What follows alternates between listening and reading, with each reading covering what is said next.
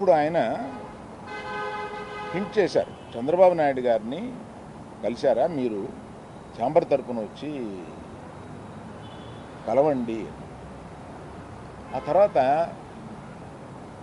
ఆ కమ్యూనికేషన్లో ఏం జరిగిందో ఏంటో ఆ తర్వాత ఎవరు దాన్ని పట్టించుకోలేదు. నేను ఒకళ్ళిద్దరితోటి ప్రస్తావిస్తే, చంద్రబాబు నాయుడు గారు మాకు తెలిసిన ఆయనే కదా, పవన్ కళ్యాణ్ గారు మాకు తెలిసిన ఆయనే కదా, మేము వెళ్ళి పని చేయించుకుంటున్నాం అన్నారే తప్ప ఛాంబర్ వారు కానీ ఏ సంస్థ కానీ వెళ్ళి అఫీషియల్గా మనం అందరం వెళ్ళి కలిసి కష్టం వచ్చినప్పుడు కలవడం వేరే. కష్టం వచ్చినప్పుడు ఇప్పుడు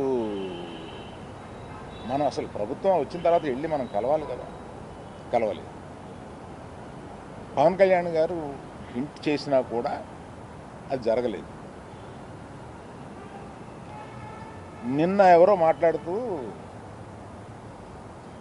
మాది ప్రైవేట్ వ్యాపారం, ప్రభుత్వానికి సంబంధం ఏముంది, ప్రభుత్వానికి సంబంధం లేదు, నేను కరెక్ట్గా చెప్పలేనది, ఆ అర్థం వచ్చేటట్టు మాట్లాడారు.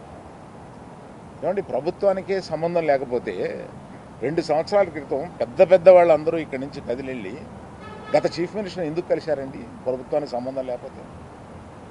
ఏ వ్యాపారం అయినా సవ్యంగా చేసుకోవాలంటే ప్రభుత్వంతో సహకారం లేకుండా అది జరగదు.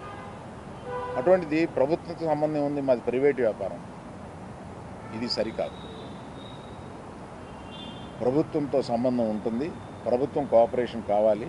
ఒకటే ఎగ్జాంపుల్, వాళ్ళ కోఆపరేషనే అక్కర్లేకపోతే మనలో పెద్ద వాళ్ళందరూ వెళ్ళి ఎందుకు కలిశారు, గత చీఫ్ మినిస్టర్ని ఎందుకు కలిశారు? మనకు కష్టం వచ్చిందనే కదా వెళ్ళి కలిశారు. కష్టం వస్తే కానీ వెళ్ళి కలవమా? ఒక ఫార్మాలిటీ లేదా? అందువల్ల మినిస్ట్రీ నుంచి వచ్చింది నేను చదివాను, అది చాలా సమర్థనీయంగా ఉంది, ప్రశ్నలు కరెక్ట్గా ఉన్నాయి. నిజంగానే సమస్యలు ఉన్నాయండి.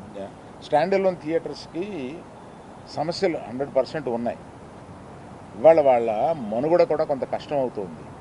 ఆ మనుగడ కష్టమైనప్పుడు వాళ్ళందరూ ఏకమై వచ్చి ఏం చేయాలా అని ఒక నిర్దిష్టమైన దీంతో కాకుండా ఇట్లాగా మేము మూసుకుంటున్నాము థియేటర్లో,